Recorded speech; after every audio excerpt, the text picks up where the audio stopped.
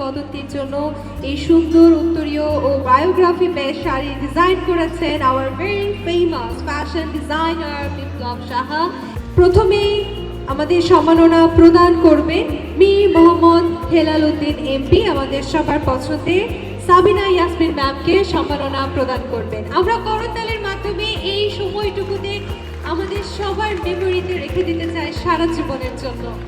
এবং পরবর্তীতে আমাদের সবার পছন্দের সুচন্দা ম্যামকে সম্মাননা প্রদান করবেন আমাদের সবার পছন্দের মানুষ, একুশে টেলিভিশনের chairman and CEO Abdul Salam.